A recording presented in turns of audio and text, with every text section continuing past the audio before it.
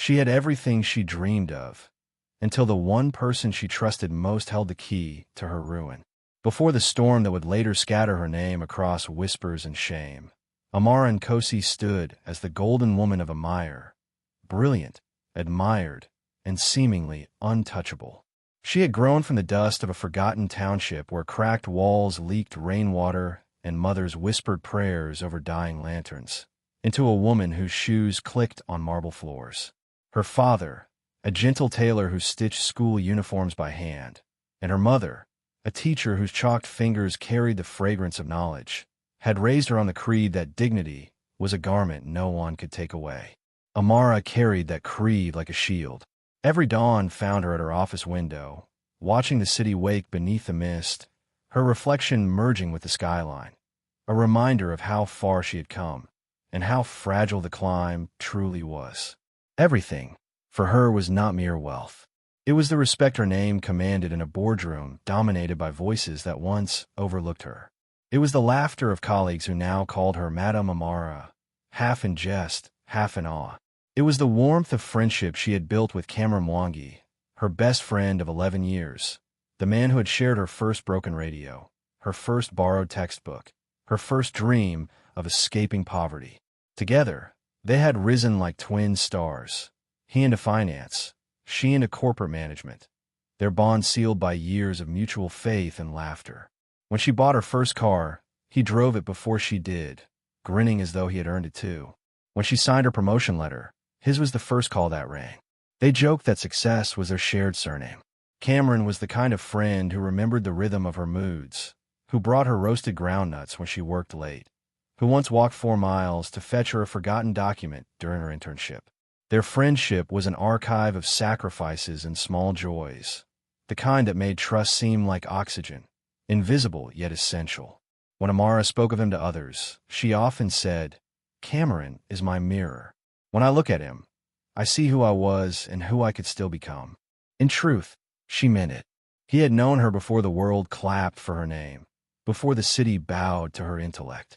But mirrors, as life would soon remind her, do not always reflect truth. Sometimes, they conceal cracks beneath a sheen of loyalty. In the months that followed her promotion, Amara's life glowed with purpose. The company entrusted her with expansion projects. Her parents retired proudly, and the small house in Amire transformed into a beacon of progress. Cameron was by her side for each milestone, or at least he seemed to be.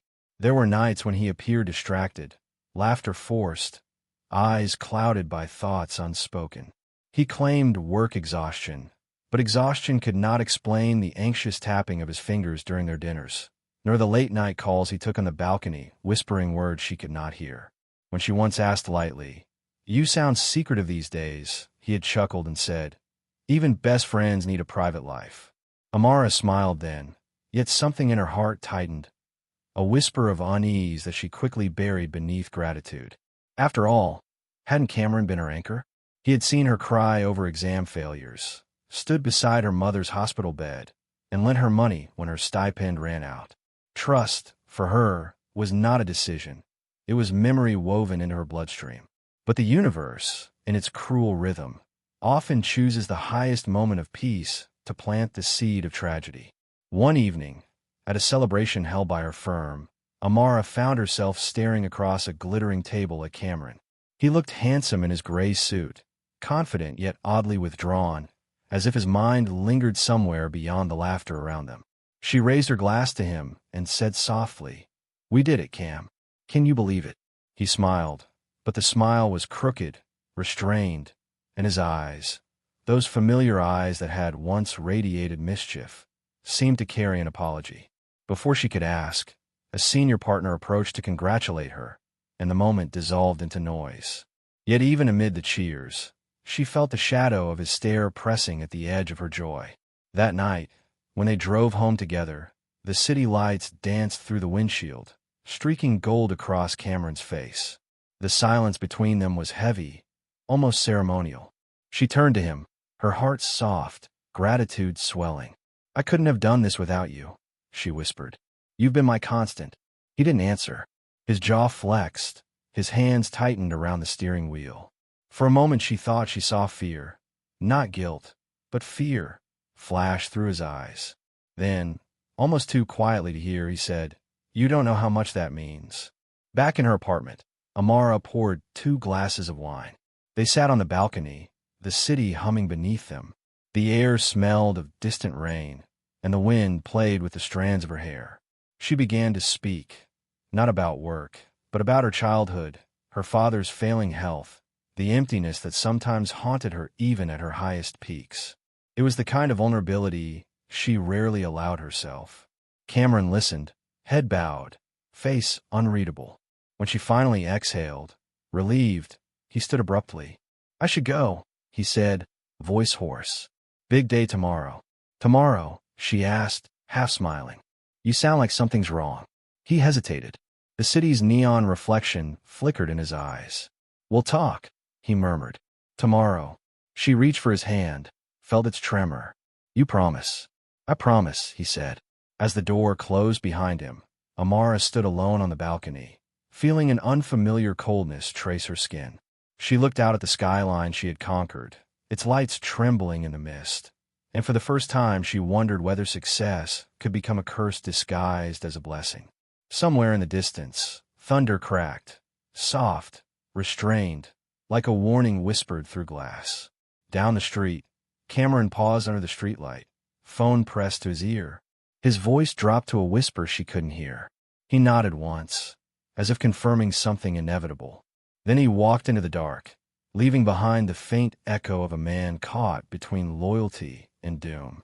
Amara lingered on the balcony long after he was gone, unaware that her rise had already begun to turn toward its fall. When she finally drifted to sleep, her phone vibrated beside the pillow. The message was from Cameron. Only 4 words appeared on the screen. "I couldn't hide it." In one afternoon, the world she built on trust crumbled under the weight of a single lie. The morning after Cameron's cryptic message arrived, Amara and Kosi woke to a city that suddenly felt foreign. The streets still shimmered under the veil of dawn, buses roared, and vendors shouted, but everything around her seemed tuned to a pitch her spirit could no longer hear. The message, "I couldn't hide it," replayed in her mind like a curse. She had not replied, perhaps out of fear that seeing more words would solidify what she already suspected. Yet, even in her dread, she clung to the faint belief that it was something small, a mistake to be forgiven, a misunderstanding they would laugh about later. When she arrived at her office, the receptionist avoided her eyes. Conversations paused as she passed. It was not hostility at first, just a stillness too deliberate to ignore. Amara forced a smile, convincing herself she was imagining things, and walked briskly toward her glass-walled office. Her assistant, Lillian, stood by the door, clutching a folder as though it were a shield. "Morning," Amara greeted, trying to sound normal. Lillian swallowed, voice trembling. "Ma'am, the managing director asked for you." Immediately, there was something in her tone, a mix of pity and fear, that pierced Amara's composure. Inside the boardroom, the senior executives sat in silence. Papers lay scattered on the table like remnants of a crime scene. The MD, a stout man with spectacles sliding down his nose, gestured for her to sit. "Amara," he began, each syllable heavy with restrained anger. "Can you explain this?" He turned the laptop screen toward her. On it, rows of figures bled red. Company funds rerouted into a personal account. Her name glowed on every transfer. Beneath it, attached documents bore her digital signature. For a moment, the world blurred. "That's not," she began, but her throat closed. The MD slammed a fist on the table. "Don't insult us. We traced the IP address. It came from your system. The money is gone. 32 million shillings, Amara. Gone." She stared at the screen, the digits spinning in front of her like falling shards of glass. "Sir, I didn't." "Enough," another executive snapped. "We gave you trust, responsibility, respect. And this is how you repay the company." Amara felt her breath falter. She shook her head, trembling. "I swear to you, I have no idea how this happened. Someone must have used." The MD cut in sharply. "Who else had access to your files?" She froze. Her mind reached instinctively for one name, Cameron. He had helped her with presentations, audited reports for her side projects, even borrowed her laptop last week. But to speak his name aloud felt like betrayal. Instead, she whispered, "No one. Just me." The MD sighed, leaning back with disappointment deeper than rage. "Then you leave us no choice. You're suspended pending investigation. Security will escort you out." The humiliation struck harder than the accusation. When she stepped into the hallway, her colleagues' eyes burned into her.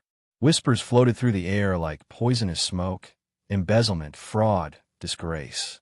Her heels clicked against the marble floor, each step echoing her fall from grace. She felt stripped, naked before a crowd she had once led. Outside, cameras flashed. Somehow, the press already knew. Someone had leaked the story. "Miss Nkosi, did you steal from your company? Is it true your friend helped you move the money?" The questions came like arrows. She pushed through, trembling hands shielding her face. By the time she reached the car park, her phone buzzed relentlessly. Calls from family, from journalists, from unknown numbers. When she answered her mother's call, the quiver in the old woman's voice broke her. "Amara, what is this I'm hearing? People are at the gate, asking questions." "Mama, please don't believe them. I didn't. Tell me it's not true," her mother pleaded. "Your father." He collapsed when he saw the news. Amara pressed her hand to her mouth, choking on tears. "I'm coming home," she whispered, though she had nowhere to go. By afternoon, she sat in her car outside her apartment, the city's noise fading to a low hum. She scrolled through her messages, desperate for one from Cameron. Nothing. Her mind raced. Could he have been a leak? Had he used her access? The realization formed slowly, painfully, like a wound surfacing from beneath the skin. Every memory of their friendship replayed through the filter of betrayal. The times he borrowed her password, just for a quick check. The evening he stayed late on her computer, the strange unease in his eyes. Still, denial clung to her like armor. He wouldn't, she whispered. He couldn't. That evening she returned to her parents' house in a mire. The air there was thick with silence. Her mother sat by the window, hands clasped tightly. Neighbors peered from their verandas, pretending concern but savoring scandal. Her father lay weak on the sofa, his chest rising slowly beneath a thin blanket. "Amara," her mother said, voice cold, "your father worked 40 years for his good name. Whatever you've done, fix it." Her knees buckled. "Mama, please believe me. I didn't steal." But belief had already left the room. Later that night, as rain began to fall, Amara sat alone outside, watching the water carve rivers through the red earth. For the first time in years, she felt small again. The girl who once studied under a flickering lantern, the girl who dreamed of rising above disgrace. The headlines on her phone glared. Rising star accused of corporate theft, close friend missing. Missing. The word clawed at her chest. Cameron's phone went straight to voicemail. His apartment was empty, his neighbors unaware of his whereabouts. The betrayal no longer felt abstract. It was alive, breathing, deliberate. He had taken everything: her career, her reputation, even the ground she stood on. Days passed in a blur of investigation notices, police inquiries, and social media judgment. Former colleagues avoided her calls. The company's lawyers hinted at prosecution. And through it all, Cameron remained silent. One afternoon, she returned to her apartment to find the locks changed and a legal notice pinned to the door. Her landlord, wary of scandal, had terminated the lease. She packed what she could into a single suitcase, the same one she had carried when she first moved to the city. With every folded blouse, every photograph of her parents smiling on her graduation day, she felt another thread of her identity snap. By dusk, Amara stood on the roadside as the last bus rolled away, its exhaust mingling with the smoke of roasted corn nearby. She felt stripped of every illusion she had built.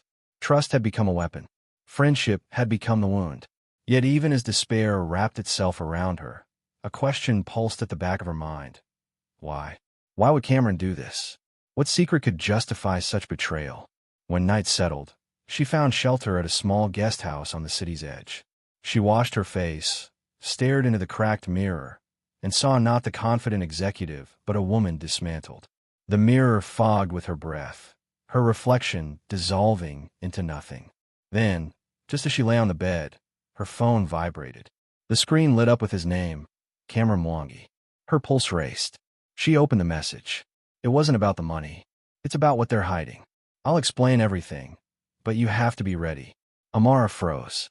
The betrayal she thought she understood suddenly widened into something darker, something that whispered of danger beyond deceit.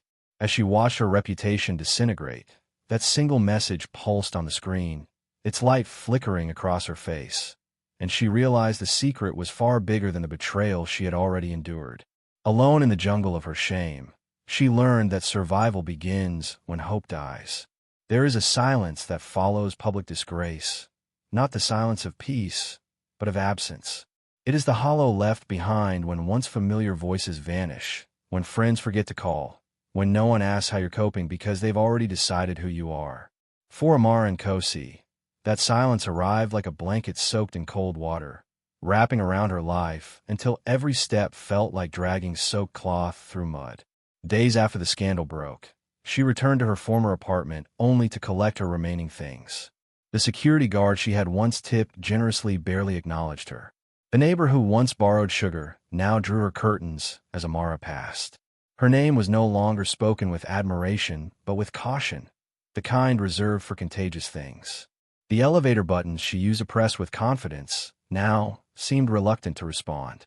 In that brief ride up and back down, the walls felt closer, the air heavier. She moved into a cramped room behind a provision shop, owned by an old classmate's aunt who didn't ask questions. The fan buzzed with dust, the paint peeled, and the mattress sagged, but it offered shelter from the pointing fingers and headlines. Her expensive handbags, once symbols of achievement, now sat folded under her bed like remnants of someone else's life. Each morning, she woke with the sour taste of fear in her throat, the silence between messages confirming what she dreaded. No one was coming. Not for friendship. Not for truth. Not even for comfort. Her world had shrunk to the size of that small room. There was no work. She was under investigation. Her bank accounts were frozen, and legal fees consumed what little remained. In the first weeks, she tried applying for jobs under aliases, but her face had already become too recognizable. Employers either declined without response or suggested she settle her case first. That was when survival began to replace pride. She took a job selling secondhand clothes at a roadside stall in Kawangware, wrapped in a scarf to avoid recognition. She carried sacks of bales on her back, her hands roughening under the weight of fabric and rejection. She wiped her own tears with sleeves stained by other people's stories. Once a woman came to buy a dress, looked her in the eye, and said, "You look like that girl from the papers."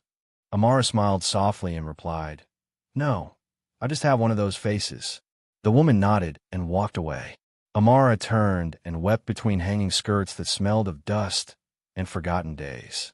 She relied on the kindness of a few, her father's cousin who sent occasional airtime money, a neighbor's teenage daughter who shared boiled maize when Amara hadn't eaten all day.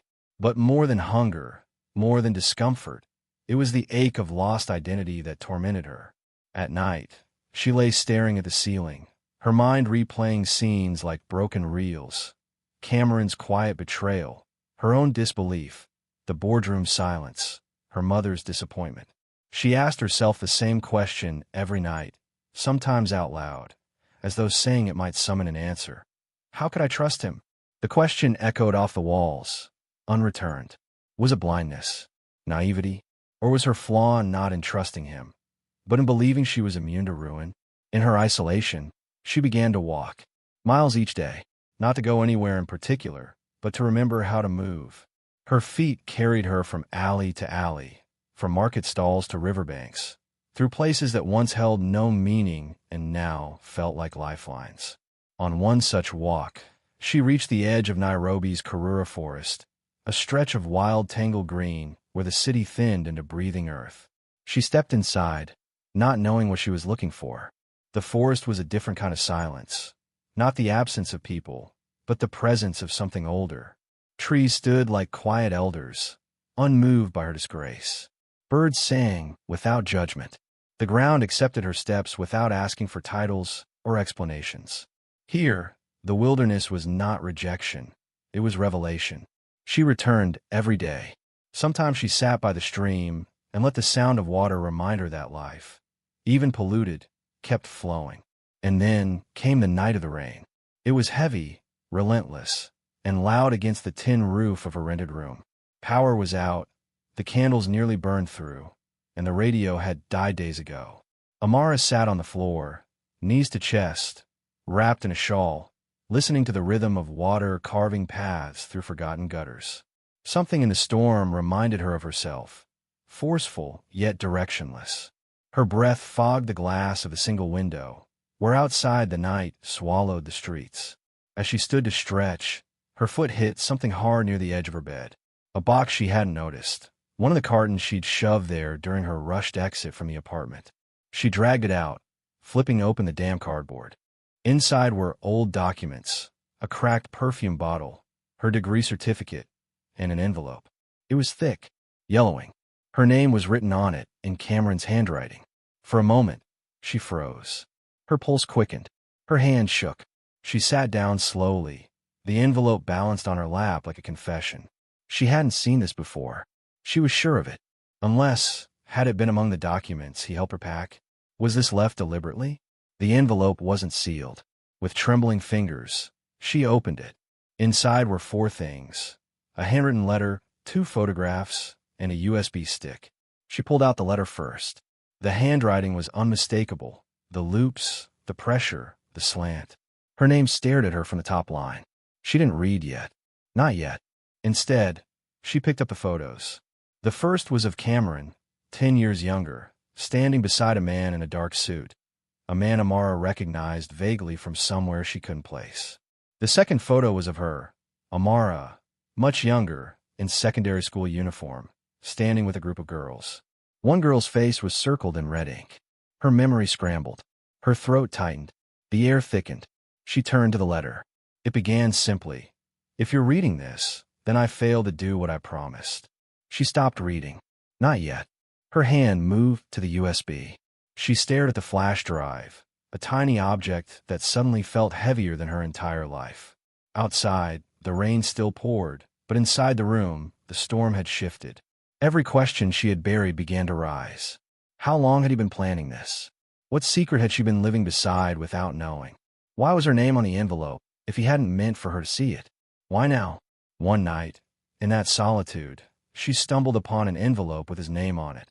And as she opened it, all the questions she had silenced began to scream louder than any storm outside. Heading for the first test, moral or emotional decision. When the only hand offered to her was stained with betrayal, she had to decide if she would fight or fold. Amara and Kosi sat across from the lawyer in a small conference room whose windows overlooked a gray, static city. The documents lay between them like silent witnesses, thick files, printed affidavits, statements. The lawyer cleared his throat. "Ms. Nkosi, what I'm about to offer is a path out. If you sign here, we proceed with civil action against your former company. We will expose them, and the public will know the truth behind the transfers. Your friend's name will be in the crosshairs. You'll regain your reputation. You'll rebuild." He pushed the pen across the folder. Amara's eyes followed its path, feeling the weight of every promise it carried. She thought back to the days when she and Cameron clinked glasses atop a rooftop and believed the world belonged to them. She remembered his steady laughter, the way he held the car door open for her, the way he said, "We'll fight this together." And now he was elsewhere, silent, missing. The envelope she found at her rented room had cracked open a truth she could not yet admit. The lawyer's words felt like redemption, fight, public exposure. She could become the woman who didn't just survive, but who knocked down the doors behind which she had been betrayed. Yet the path wasn't simple. The test lay not just in the paperwork, but in what the fight meant. The lawyer continued, "There's a caveat. In order to secure this case, we need your cooperation in naming all parties. That includes giving us Cameron's name with the transfers, the phone records, the photographs. People around you will read the details. Friends will see your name associated with betrayal and scandal. Your parents' faces will blur in the headlines. But you will win." Amara's hands hovered above the pen. She remembered her father stitching uniforms, her mother teaching with chalk dust fingers, telling her that one's name was more than what you stood for. It was who you were. Now the name she carried was sullied. The offer erased the stain through fire. Expose, punish, rebuild. But what cost? If she signed, she would become the accuser, the crusader. She would adopt the very weapon of exposure that had been used against her. Was this revenge? Or justice? Was there a difference when she stepped into the arena of public pain? Her mind flashed to Cameron's face the night he left her balcony. Haunted, apologetic, distant. If she named him, did she believe he was the villain? Or was she angry at a world that let them both fall? That night, she lay in the guest house bed, rain tapping the window like insistence. She opened the envelope she had found. The letter, the photographs, the USB. The contents pointed not just to Cameron, but to others. Senior executives, shell companies, money trails. The lawyer's offer now loomed larger. She could pull the thread. She could rise. But along the thread might come more than she bargained. Her survival mode had begun with selling fabric under a dusty stall. This choice promised something bigger, but riskier. In her dreams, she saw two roads diverging. On one, the bright lights of vindication, her name on headlines of triumph, applause from strangers who once ignored her. On the other, a quiet life rebuilt in the shadows, away from glory, where she healed, where she kept her story private, where she didn't become the monster she feared. That night the two roads did not merge. They pulled apart in silence. Sleep came fitfully. Morning arrived, harsh and unwelcoming. She met the lawyer again. "Are you ready?" he asked. The pen glinted. Amara inhaled deeply. She thought of her mother's face, eyes filled with sorrow and hope. She thought of her father's slow step as his heart collapsed under shock at the news. She thought of her own reflection in the broken mirror. She thought of the forest where she walked, trees unjudging, ground forgiving. She realized she wanted more than survival. She wanted meaning. But meaning might require exposure, conflict, pain. She placed her hand on the pen. Her heart thundered. The lawyer watched. "I understand the cost," she said quietly. "I'll do it." She signed. The ink spread, dark and final. She handed back the pen. The lawyer slid the files toward her. "Good. We begin tomorrow with the court papers and the press release." He stood. "I'll email the draft tonight. Review it and call after you sleep." He left. Amara clenched her fists. She felt steel in her veins. She felt resolve, the pen still heavy in her hand. Then she opened one of the folders, one she had not looked at before. Among the exhibits was a document she assumed was the complaint. But the cover read, "Confidential Settlement Proposal, Release of Liability." Her stomach dropped. The words smaller than she expected, the fine print darker than she read in her hurry. She realized the document wasn't what she thought. The path she chose, the document she signed, was not just a lawsuit. It asked for non-disclosure. It asked her not to mention certain names. It asked her to limit her statements, to let some people walk free in exchange for the company dropping its case. It was not the muscle she expected. It was compromise. Her chest tightened. The lawyer re-entered. "Ms. Nkosi, the company has agreed to offer you a settlement and a chance to restore your reputation quietly. You'll avoid criminal charges by executing this release. We'll limit the exposure of other parties. This is your best option, given the evidence." He tapped the fine print. "Please go over it carefully." Her world tilted. The fight she imagined changed shape. The document he handed her was not the sword she thought. It was a mirror held up to her again. The question she had tried to answer in that forest. Could she fight without becoming what she despised? Now grew larger. If she accepted this, would she sell her truth for convenience? Would she rebuild a reputation on silence? Her hand hovered above the folder. She remembered her father's voice. "Our name is all we have when the storm comes." And yet what she had built had already fallen. She looked at the folder's title again. Release of Liability.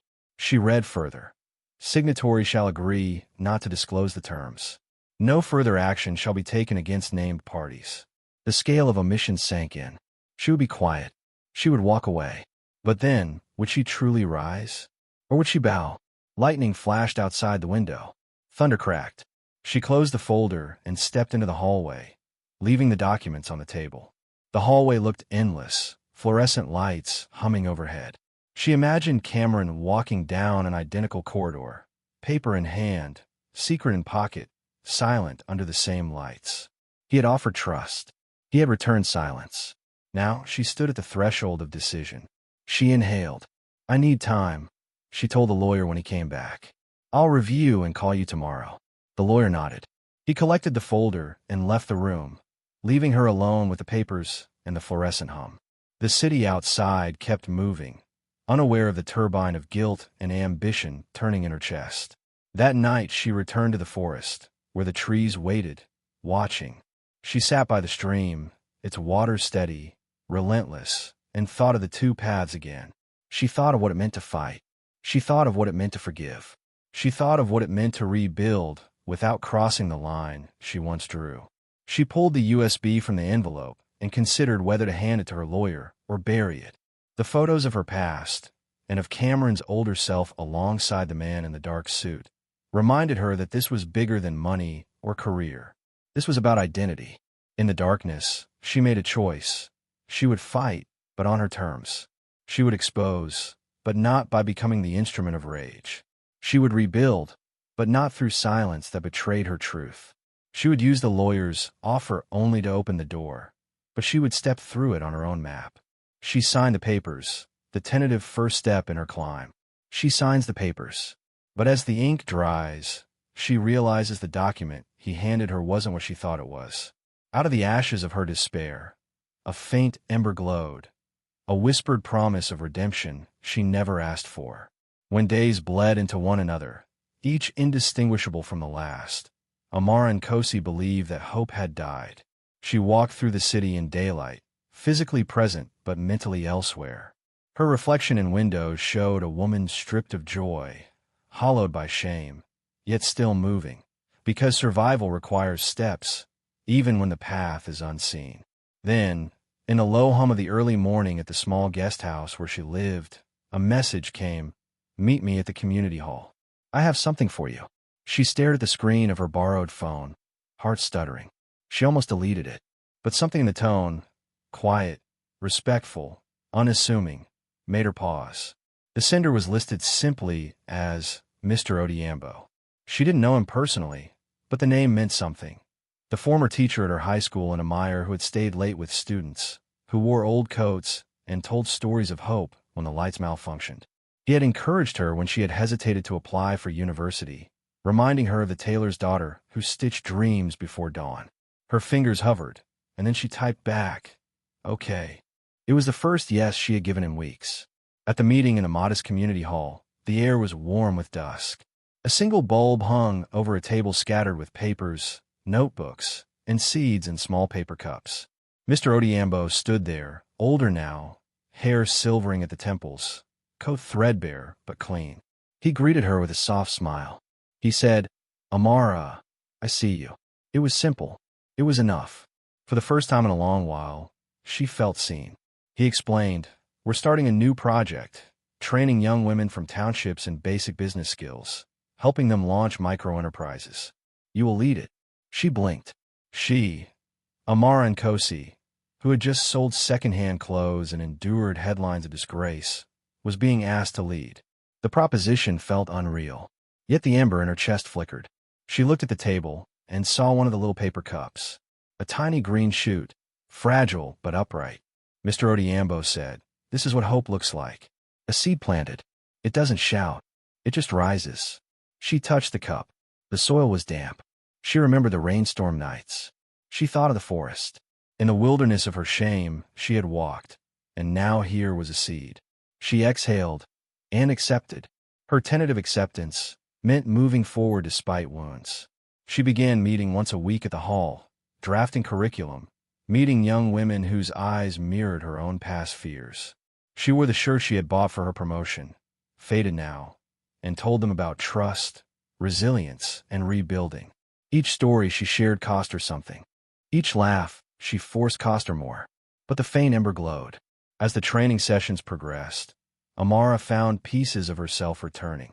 She walked the neighborhoods with the trainees, held notebooks under trees, shared tea with mothers who nodded at her, and said, "You were away for too long." She resisted the urge to hide when they mentioned the scandal. She didn't mention it either. She chose to let her work speak.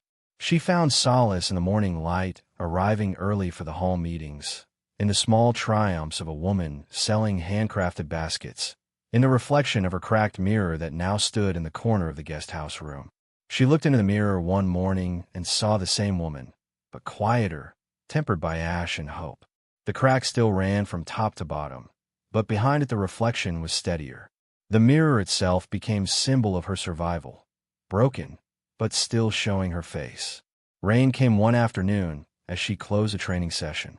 She felt it before the first drop. Smell of wet earth, distant rumble. The women ran for cover, laughter mixing with relief. She paused in the doorway and let a single drop fall on her cheek. She raised her face, closed her eyes. The rain felt like baptism. She thought of age-old stories where rain followed drought, where the earth cracked and then healed. She felt alive. Not fully healed, but alive. The ember glowed. Yet beneath this budding hope, something stirred. Her mentor, Mr. Odiambo, was calm, steady, but sometimes lost in thought when she arrived. There were evenings when he canceled meetings saying, "Family matter." She assumed it was minor. But one evening, she overheard his phone ring. The voice at the other end spoke of documents and years ago. She froze in the doorway, listened just long enough to hear the word settlement. She backed away. She didn't ask then. She lay in bed that night, in the room behind the shop, staring at her cracked mirror and wondering if every help carried its own cost. Still, hope grew. The trainees sold their first baskets at the local market. Amara walked among them, proud. Children ran beside her, mothers waved, and the old Amire township felt less like exile and more like base camp for rebuilding. Her phone buzzed occasionally. Messages of thanks, invitations to speak, small articles in local papers about ex-executive turns mentor. She didn't hide them. She allowed the ember to glow. But the ember was not a flame yet. An unknown beneath the ash and new growth was the root of something deeper. One evening, in the community hall, Mr. Odiambo said, "Tomorrow I'll show you something." He placed a brown envelope on the table and closed the file. The training ended. The women left. Amara stayed behind to help him clean up. The envelope sat, unopened. She resisted for a moment. Then she touched it. It bore her name and the word confidential. She looked at him. His eyes flickered. He nodded. She opened the envelope on the walk home. Inside were faded photographs of him decades earlier, with the same man in the dark suit in one of the pictures from her envelope. Her throat constricted. The forest silence returned to her mind, not as comfort, but as warning. The mentor she embraced might carry a truth of his own that tangled with hers. As she steps into the new project, she discovers the mentor's own hidden past and realizes their help may come with its own secret. For the first time in months, she felt momentum, as though the tide was turning in her favor. Amara and Kosi stood at the edge of the open-air market in Amire, the sun glinting off the tents and tables around her, the voices of buyers and sellers rising in an old familiar rhythm. She had returned to this place not as the young girl buying mangoes on credit, not as the executive under investigation, but as the leader of a small enterprise born of scandal and survival. Her trainees, 20 women who had once carried shame in their eyes, now sold handcrafted baskets, woven from grass and hope. Amara watched a customer hand over money, smile bright, say, "Thank you. This is beautiful." And she felt the first true shift in her body, a lightness she couldn't recall having had in months. The tide was turning. Weeks before, she had stood in a cramped room, wondering whether she would ever trust the reflection in the cracked mirror. Now she carried a clipboard and a tablet, tracking inventory and profits, meeting with local vendors, adjusting prices, guiding the women as they discovered their worth. The business launch had been modest, a pop-up stall within the township, followed by a modest invite to a weekend fair in the city's outskirts. But success does not always scream. Often it whispers. And this one whispered steady. "Yes, you are still here." Her former colleagues from the firm began to notice. One midday, she passed a cafe near the city center. A woman at a table looked up, recognition flaring, eyes widening. Then she nodded and gave a small smile. Word spread. Amara is back. A local newspaper ran a piece under the headline "From Shame to Basket. Executive builds township enterprise." She did not hide the article. She offered it to the trainees on the whiteboard before their session. "Look at what's possible."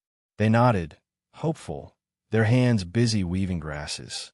A friend from university sent a message, saw the piece. Proud of you.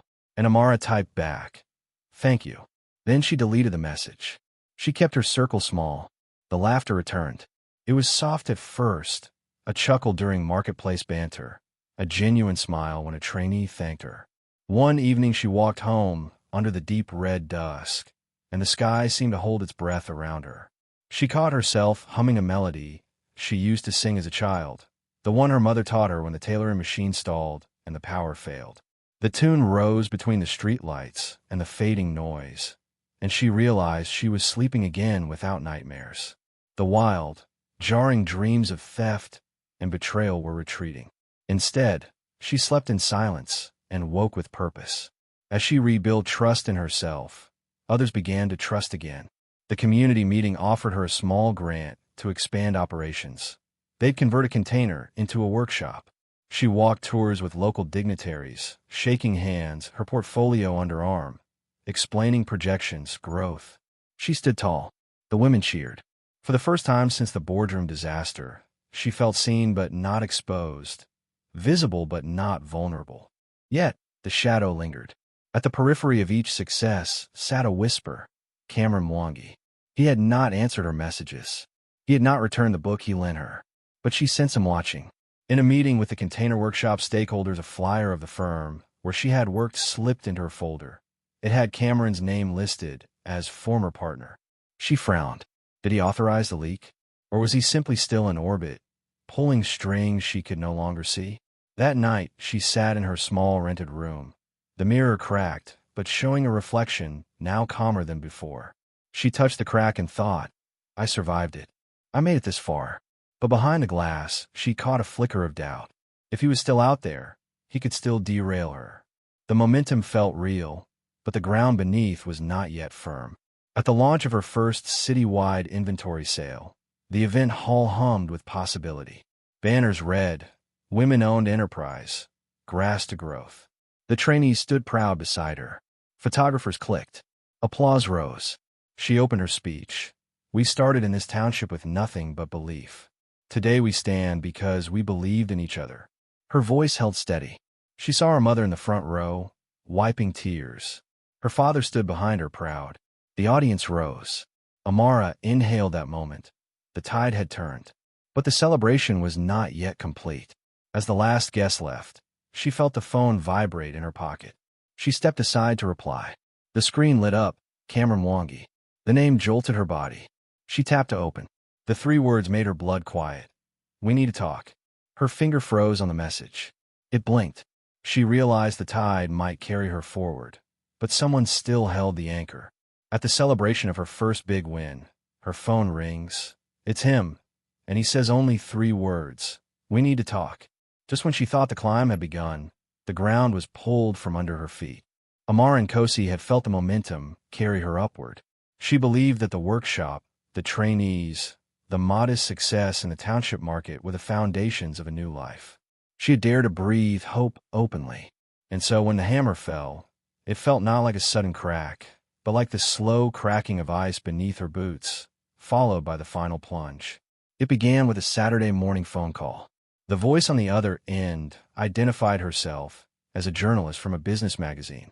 Ms. Nkosi, the voice said, polite but firm, we have uncovered something serious concerning your enterprise and your former company. You may want to respond. She felt a jolt. She asked for details. The voice declined to speak further and hung up. The message spread quickly. Amar and Kosi under renewed suspicion. Alleged links to misappropriated funds.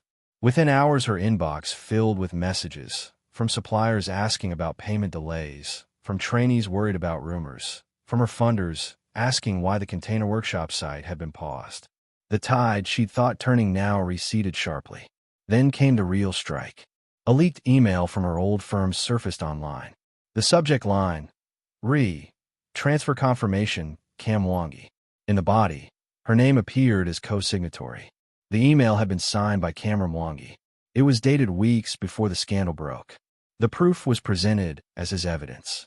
The article quoted him. I informed them, she agreed. I have nothing more to say. Lawyer handling this. The implication was clear. Amara had colluded. She had led the scheme. She had benefited. Within the community hall, trainees stared at their phones. Some pulled away from their stalls. One mother asked quietly if her daughter should still go to the sessions. The board that had granted her the workshop grant paused payments. Vendors ceased accepting her baskets on credit. The local newspaper ran a second headline, "From Mentor to Accused. Nkosi's Fall Continues." Support evaporated faster than money. Within 48 hours, the workshop site was shut, the market stall closed, and Amara found herself in the midst of collapse. But collapse is not always external. Inside, Amara's world imploded. She sat in her small room, the cracked mirror reflecting a woman she no longer recognized. The laughter had vanished. The nights regained their nightmares. She wondered whether all the earlier hope was an illusion. She remembered the tree-bound seed, the rain-washed forest, the tiny shoot in the paper cup. Could that have grown if the soil was poisoned from the start? She questioned more than the business. She questioned herself. How could I trust him? Had haunted her earlier nights. Now it changed to, how could I trust myself? She scrolled through messages she'd saved. Congratulatory notes, thank you letters from trainees, an old selfie with Cameron on the rooftop. The image blurred as tears rolled. Why had she believed that climb was real? Had she just moved from one trap into another? Outside the city, the press began to turn up at her guest house. Photographers snapped through windows. Neighbors recoiled. The provision shop owner asked her to vacate, citing association risk. The roof leaked from the last storm. She didn't fix it because she didn't expect to stay. She sat on the mattress, the sagging middle marking the constant weight of grief. The fan buzzed overhead like a reminder of how small her world had become. At the boardroom of her former firm, the executives commented publicly, "We are cooperating with authorities regarding Miss Nkosi. We believe in transparency." Cameron's name surfaced as a whistleblower, though no one offered proof beyond the leaked email. The narrative turned. She was not a victim, but a co-conspirator. In days, the memory of her statement at the workshop launch, "We rise because we believe in each other," was republished in malicious headlines. Belief or betrayal? The tagline stung. Amara tried to fight back. She drafted statements, reached out to lawyers, assembled evidence, but each move seemed to cost more. One training partner withdrew support. One of the women in her workshop told her quietly that her father would no longer let her attend. Trust turned to suspicion among people she thought she led. The echo of betrayal was louder in victory than in defeat. She realized that when you climb in public, your fall becomes spectacle.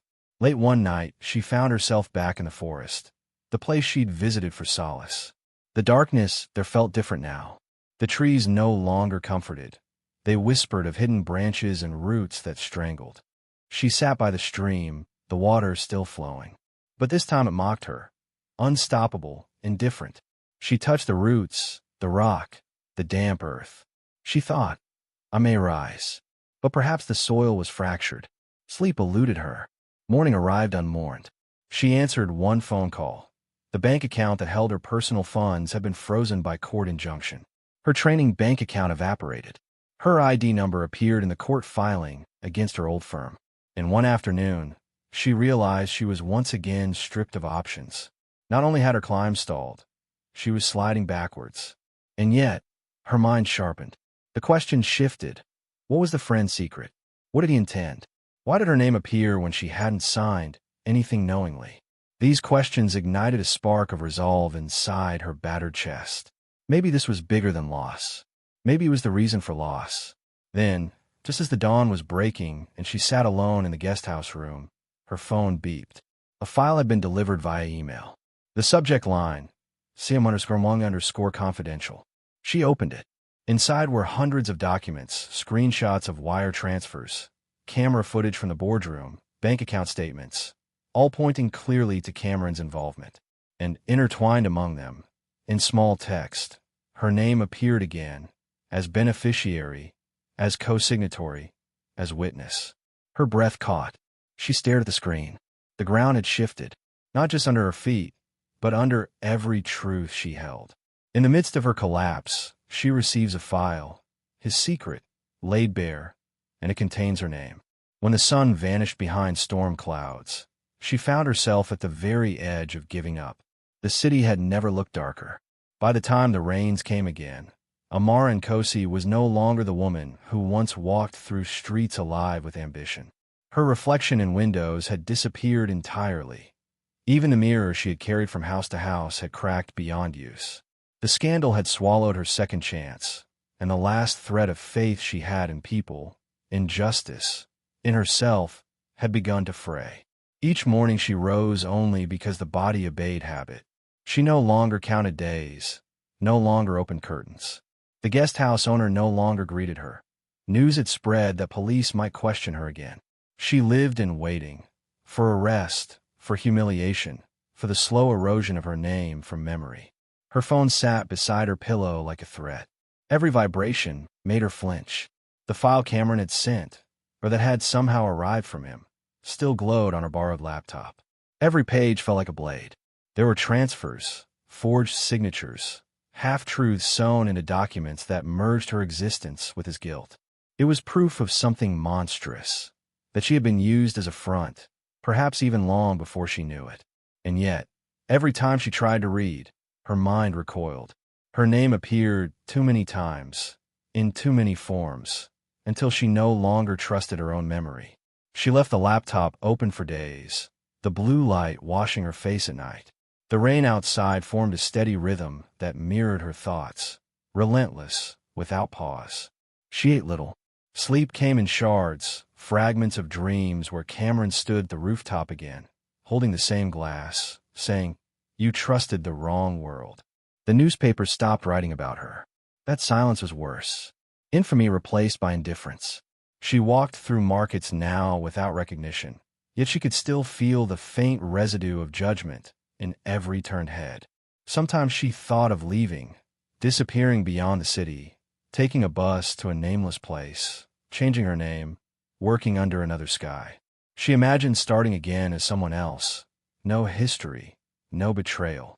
But each fantasy ended the same way. Her father's eyes on her graduation day, her mother's proud laughter. They had believed her name meant something. Running would be another betrayal. The nights were worst. When the sun vanished behind storm clouds, Amara's mind slipped into the corners she once sealed with faith. She would lie on a mattress, staring into the leaking ceiling, counting drips, trying to recall the sound of Cameron's voice before it turned deceitful. She remembered the rooftop laughter, the mango trees, the small rituals of friendship that had felt unbreakable. The memory of good days became punishment. She found herself whispering, "Maybe it was me. Maybe I was never enough." There were moments when her chest tightened so violently she thought her heart would give way. Once she stood at the window, looking down at the flooded street, and thought of how quiet it would be to just step forward, to dissolve into the rain. The thought terrified her, not for the act itself, but for how calm it seemed. She pulled back, trembling, wrapped her arms around herself, whispering fragments of prayer she no longer fully believed. Her health began to decline. Meals felt like burdens. Her clothes hung loose, her face gaunt. She avoided mirrors entirely. The neighbors whispered of the haunted woman in room 7. The guest house owner suggested gently that she might go stay with family for a while. She nodded, though she knew her mother's house was closed to her. One afternoon she found herself wandering the outskirts of Karura Forest again. The paths were mud-soaked, branches heavy with water. She walked until the city noise disappeared behind the trees. The air smelled of rot and life. She sat on a wet log, soaked through, and wept until she had no tears left. Her cries merged with the sound of the river, indistinguishable. For hours she sat there, a figure folded by sorrow, until she could no longer tell where grief ended and exhaustion began. In the blur of twilight, she thought she saw Cameron among the trees. A silhouette, tall, still familiar. She blinked. The figure was gone. Perhaps it had been her mind. Or perhaps guilt took shape when solitude lasted too long. As night fell, she returned to her room and opened the laptop again. The file remained there, unsolved, untouched. She scrolled through it slowly this time, reading every entry, every number. Near the end, she noticed a folder she hadn't opened before. Personal, do not delete. Inside were scanned letters, photographs, and a receipt of an old donation to a scholarship fund, the same fund that had paid her university fees years ago. The donor's name, Si Mwangi. The breath left her body. He had funded her education. Long before friendship, before partnership, he had already placed her in his orbit. She slammed the laptop shut, shaking. Every event, every kindness, every memory rearranged itself in her mind until all her years with him looked like one elaborate design. She felt sick. That night she didn't move from the floor. The room smelled of dampness and fatigue. The rain returned heavier, battering the tin roof like an angry hand. She whispered into the darkness, "Why?" over and over, until her voice cracked. Hours passed. She must have dozed, though her body never felt rest.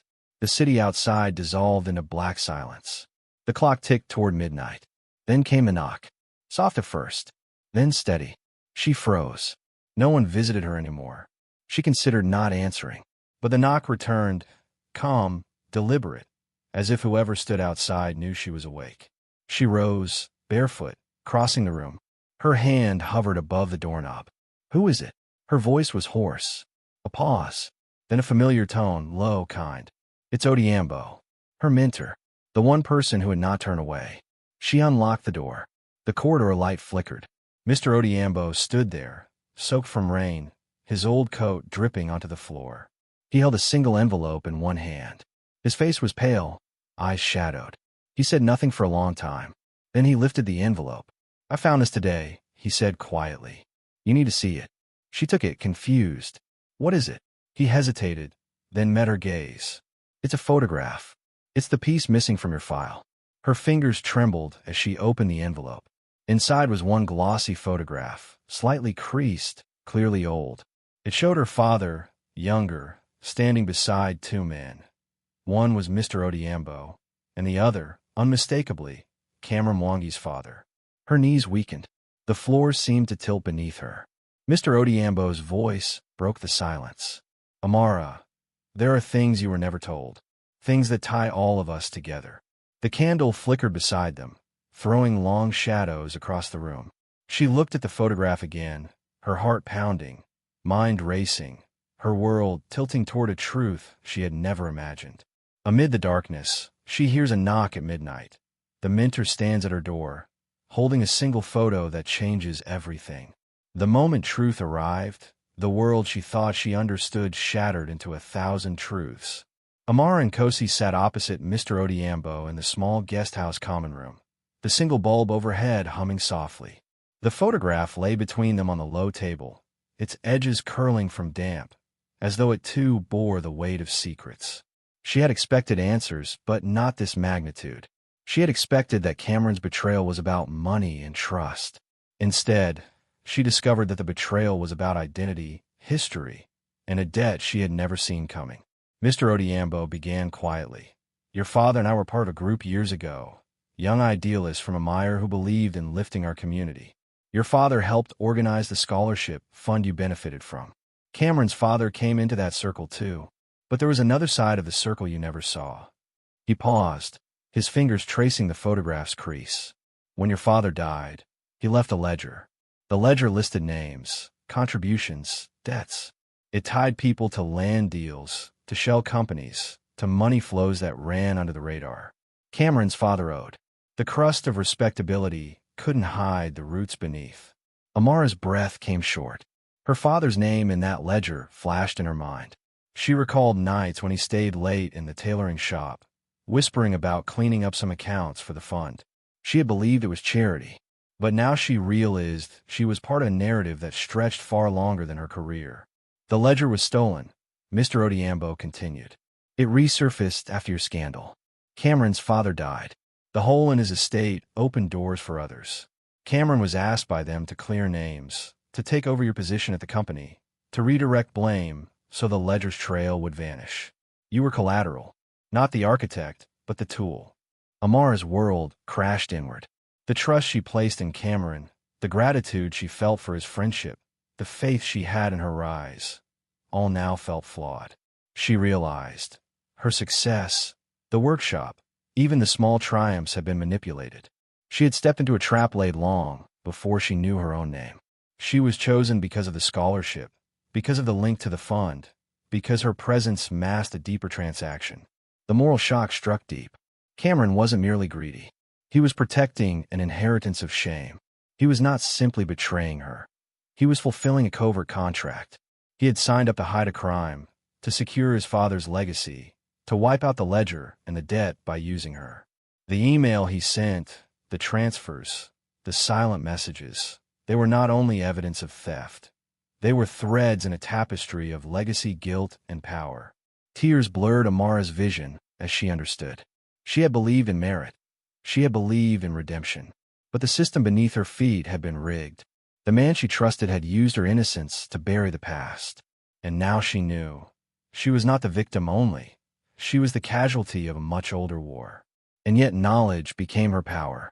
The ledger, the photograph, the USB, they were not just weapons against Cameron. They were revelations of truth that might set her free. She looked at Mr. Odhiambo. What do I do now? He offered her a folder. In it were copies of the ledger pages, the shell company documents, the emails from Cameron's father's estate administrators. He said, "You have what they never wanted you to possess. You have a truth, but you must decide how to use it. You can fight publicly. You can rebuild quietly. Or you can walk away from it all. It is your choice." For a long moment, Amara did not speak. The rain drummed outside. The lantern flickered. She thought of the workshop, the trainees, the rain in the forest, the cracked mirror, the seedlings, all the metaphors of her climb. She felt them shift. She felt the ember turn into something sharper. The tide that had turned in her favor was now a storm gathering. She placed her hand over the folder and whispered, "I'll fight." Mr. Odhiambo nodded. "Then we step at sunrise by the old bridge." He handed her a business card. "When you're ready, call me." Amara walked home that night through the streets heavier than she'd known. But inside, she carried clarity. The friend's silhouette outside the window was no longer just a figure of betrayal. It was the last link in a chain of lies. She realized that survival was no longer enough. She would reclaim agency. She would rewrite the story. As she unlocked her guest house room, her phone vibrated. The screen lit, Cameron M. She ignored it. She placed the folder on the bed, opened the first page, and reread her father's name. A seed of anger rose, tempered by sorrow. She thought of her mother's voice, the tailor's scissors, the mango tree in a mire. Her past, once a symbol of hope, now held both pain and power. In the night's hush, she looked into the cracked mirror. The reflection stared back, clearer than before, unafraid. She touched the crack and said inwardly, "You will not define me. I will define you." With the revelation in hand, she sent a message to him. "You asked to talk. I will meet you at sunrise by the old bridge." Face to face with her betrayer, she stepped into the arena not as prey, but as a challenger. Amara and Kosi walked into the hall of the city courthouse with steady steps, her heart a quiet drum of purpose. Gone was the hesitant woman hiding behind bruised ambition and shattered faith. Today she stood under the harsh lights and the rows of seats filled with press and public, and the company lawyers opposite her, not as accused, but as accuser with truth in her hand. The files she carried were heavy with revelation. The ledger, the photographs, the USB data that Mr. Odhiambo had helped her decode. She adjusted the collar of her blouse, straightened her skirt, and walked past the flash of cameras, past whispers of the scandal woman is back, past the memory of the small guest house room and the damp fan overhead. The tide indeed had turned, or at least she believed the first wave had broken. In the weeks leading up to this day, she had prepared like an athlete before the final match. She met with lawyers, consulted mentors, rehearsed what she would say, practiced steadying her voice when the camera's red lights blinked. She delivered statements to community leaders, invited the women she had trained to sit in the front row, sent thank you notes to old wives who bought baskets, and invited 2 of them to speak on her behalf. She assembled a team of allies. The neighbor's daughter who now ran her own stall, the mother who had nodded at her in the township meeting, the local paper's editor who believed her story was still worth telling. These people gathered quietly, not for applause but for justice. Outside the courtroom, TV crews set up. The title on screen, Ex-Executive versus Firm, Kosi Take Stand. Amara walked through the corridor, saw her photograph on the screen, heart tight. But she pressed on. She remembered the seed in the paper cup, the cracked mirror, the rain on the tin roof, the forest dream. She had risen by walking through wilderness. Now she stepped on a solid ground. The moment came when the door opened and Cameron Mwangi entered. He was calm, confident in his suit, face composed. The same man she once called friend. He nodded at her, but his eyes did not meet hers. Amara faced him directly, in front of the judge, in front of the press. She placed a folder on the table and opened it, sliding photos across for everyone to see. The ledger entries. Trackable transfers. His father's name beside hers. She spoke clearly. These documents show the pattern. I did not orchestrate the misuse of funds. I was misled. I was used. Her voice rang. She held her hand steady on the photo of Cameron with his father and the dark, suited man. The courtroom murmured. She asked questions he could not ignore. Why did you use me? Why did you hide your father's estate under my name? Why did you let the board believe I had signed when I had not? He rose. He cleared his throat. The room drew breath. Her allies watched. The women she trained leaned forward. The camera lights flashed. He opened his mouth, then closed it. Her transformation was visible. She no longer trembled. She did not shrink. She looked straight ahead. A local TV reporter later remarked, "She stands taller than anyone expected." After the hearing, in a community center, Amara held a meeting with the women who had believed in her. They clustered around her, sharing laughter and tears of renewed trust. A boy from the township brought her a labeled basket. For our mentor. She accepted it, voice thick. She surveyed the room full of colorful handcrafted works, thinking of how each one represented a story of recovery, of purpose. She realized she'd moved from victim to voice. Her voice had weight now. People listened. The media coverage shifted. Headlines changed, from scandal to stand-up. People reached out. Old friends she thought she lost sent small messages. Saw you on TV. Respect. Her mother phoned and said, "I'm proud of you." Her father's photograph sat on the table in her new office, the small workshop she now rented in the township. The fan still buzzed cheap, but the door had a proper sign and the walls were painted. The workshop hummed again. She smiled without shame. She trusted herself. She slept without dread. Yet, even in her success, the shadow remained. Cameron's presence, silent, powerful, lingered. The staff at the firm still circulated his name as partner, though he had left. The board kept a part of the ledger hidden, old shell companies active. At the press conference, as she stepped away from the podium, she glimpsed him talking to a board member in the corner of the hall, his hand on the man's arm, his smile quiet but sharp. She saw the life she tried to rebuild threatened by someone who still had the map. The public hearing grew heated. Cameron finally addressed the court. He said, "Ms. Nkosi has raised valid points, but there are aspects she does not yet understand."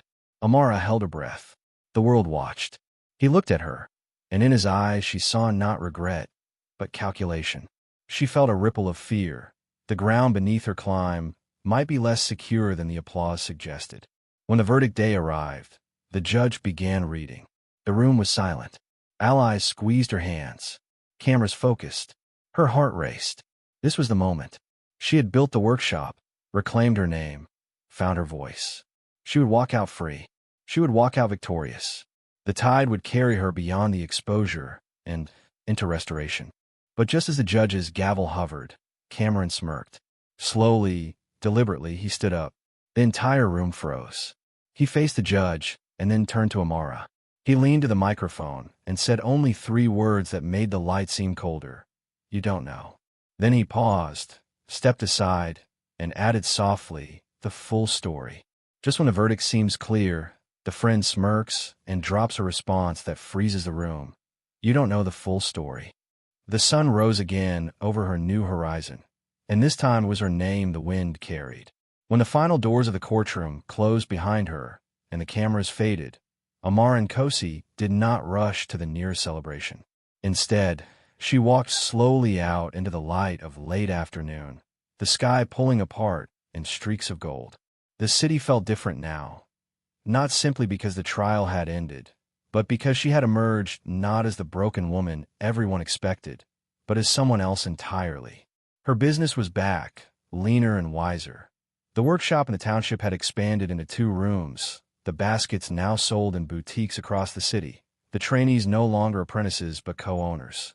Her name was mentioned in local business columns, in community forums, in the stories of young women who dare to hope again. The sun rose again over her new horizon. She accepted the award that evening, Community Changemaker of the Year, with a grace she once thought she had lost forever. The stage lights were bright, her dress simple, elegant, her voice steady. When she spoke, she thanked her parents, her mentors, the trainees, and even the forest that had held her when the world rejected her. The crowd rose to their feet. Her face held the memory of all she had been, the executive, the accused, the woman haunted by shadows. But her eyes now held something new: clarity, compassion, purpose, restored dignity. She looked out at the faces of her trainees standing below the stage, their woven work displayed in glass cases, their smiles freed from shame. She helped others now, not out of guilt, but out of power. She used her story to champion trust, justice, healing. She spoke at schools, at conferences, at township gatherings where little girls once thought their names didn't matter. She told them, "Your past is not your prison. It is your launching pad." The world saw her as the woman who lost everything, only to gain more than she ever dreamed. Articles described her transformation, from scandal to social enterprise, from loss to legacy. Investors came. A philanthropist approached her about funding a new program, training young men as well, expanding her vision beyond baskets into entire livelihoods.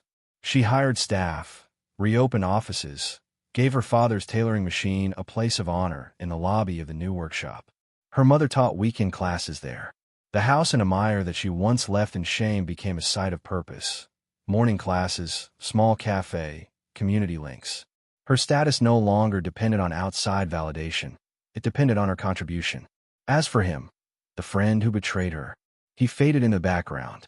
The company he helped cover remained under investigation, and his name made occasional headlines. But Amara did not focus on his downfall. She watched from a distance, aware but unshaken. Because her rise was not measured by his fall. It was measured by her new horizon, by the wind carrying her name, by the hand she held across the township benches, by the girls who told her, "Because you didn't give up, I didn't either." There was a gala that evening after the award ceremony. The trainees cheered for her. The buttons of champagne popped. The music rose. Amara stood near the windows, overlooking the city lights. She thought of the cracked mirror, the rain in the forest, the envelope she found in the night. And she thought of deserts she once crossed. Each obstacle had become part of the soil that nourished her growth. She looked at her reflection in the glass, the city lights behind her like constellations of possibility. The world was wide again. When the speeches ended, when people moved to cocktails and laughter, she mounted the steps onto the small stage again, this time invited to speak informally about her plans. She spoke of upcoming workshops, of building a fund to help women start businesses, of collaboration across communities. The room listened. Her voice bore no bitterness. She talked about trust. Trust is not given once and taken back. It is built incrementally, with each honest moment. Even when trust is broken, it can be rebuilt if we choose. The audience nodded. They stood. They applauded. She felt the wind of her name, carried not by scandal now, but by renewal. As she stands on the stage accepting her award, the camera pans to the empty seat of her friend. His absence speaks louder than his presence. Trust is the bridge we build with our hearts, and sometimes the one we must cross to save ourselves. Amara and Kosi stood alone on the empty stage after the applause faded, the award certificate in her hand. The lights dimmed, and the city beyond the windows shimmering like distant fireflies of possibility. In that quiet moment, she reflected on the vast distance she had traveled, from the confident executive whose shoes clicked on marble floors, through shame, isolation, wilderness of survival, to this place of restored dignity, renewed purpose, and visible hope. The losses she endured were no longer just wounds. They became lessons etched in her bones. She realized that loss, painful as it is, often carries the seed of transformation. What her everything cost her was not only career and status, but naivete, the belief that trust is easy, that friendship is permanent, that success guarantees sanctuary. She learned that trust is not a one-time payment. It is a relentless act of building together, of walking slowly hand in hand when storms gather. She learned that bridges built only from status or mutual convenience collapse at first tremor. And she learned that sometimes the bridge we build must become the path we cross, for ourselves first. In the years of her rebuilding, she thought often of friendship and betrayal, of the man she once called friend and the secret he held. She realized that his betrayal was not simply personal, it was systemic. It exposed the fault lines not just in their relationship, but in the society where class gaps permit some to evade accountability while others carry their names into storms. She understood that her trust had erred not because she was weak, but because the structure surrounding her allowed complicity. She, the tailor's daughter, had risen into a world built by men who expected the gratitude of their beneficiaries to be their silence. She had thought she was equal, but she discovered she was instrument. That lesson turned her anger into clarity. Betrayal is not only by the individual, it is often by the assumptions of the system. Yet, the moral arc of her story is not revenge, it is redemption. Redemption does not erase the past, but it redeems the person. She used her story not to punish, but to prevent. In her workshops, she taught young women, your value is not only in survival, but in integrity. In her speeches, she said, rebuilding is not recovery, it is revolution of the soul. She drew from African traditions of Ubuntu, I am because we are, and married that with a modern insistence that each person's dignity is non-negotiable. She opened doors where she once felt closed. She gathered trainees not only from townships like Amire, but from suburbs, from rural schools, from places where the sand is red and children believe their names don't matter. She told them, trust the hands that build with you, not just the ones that carry you. She also examined what success meant. It wasn't merely the award, the business expansion, the media headlines. It was the moment she woke in the guest house and chose morning walk instead of watching her phone for another accusation. It was the night in the forest where the water did not mock her but listened. It was the day a trainee touched her arm and asked, will you still believe in me even if I fail? And she said yes, because she had failed and still stood. That moment crystallized her transformation. She was no longer the victim of betrayal. She was the champion of new trust. Her journey reflects universal truths, that betrayal cuts deepest when we let our guard down, that class and status offer no immunity from pain, that friendship may mask power imbalances, and that redemption requires more than words. It requires rebuilding from the ground up. It is rooted in the African soil she came from, a land where community matters, where stories are told around fire under mango trees, where the drum beats long after the silence. Yet it is also universal. The young professional anywhere who trusted too soon, the woman in any nation who rose only to be pulled down, the soul who learned that true rise comes not from escape, but from the ashes. And now she asks you, yes, you reading this in your seat, listening to her story, what will you do when the bridge breaks beneath your feet? Will you rebuild the very bridge, plank by plank, trusting your hand this time? Or will you walk a new path entirely? A bridge replaced by a path of your own making? The question is not easy. It demands you confront what trust really cost you, what you are willing to guard and what you are willing to share. Would you forgive a friend? Would you still trust the system? Would you still cross the bridge you built, or set fire to the old one and forge a trail across the wilderness? She closes with gratitude. Thank you for staying with her through the thunderstorm, the rain, the mirages of hope, the collapse, and the climb. Thank you for witnessing that a woman can lose everything and still become more than she ever dreamed. Thank you for believing that class gaps can be bridged, that friendship can evolve, that trust is not naive, it is courageous. Thank you for showing up, for caring, for allowing her story to become a mirror for your own. Her story may be over, but hers is only one of many. Now it is your turn. What's your secret? What will you do when the bridge breaks? Forever onwards. If you've ever stood on a broken bridge of trust, would you rebuild it? Or choose a new path? Share your truth in the comments below. Have you ever been betrayed by someone you trusted? What did it teach you? Your story might be the light someone else needs today. If this story touched you, don't forget to subscribe. On this channel, every fall becomes a rise, and every scar has a voice. Like this video if you believe healing is possible. and share it with someone who needs a reminder right now.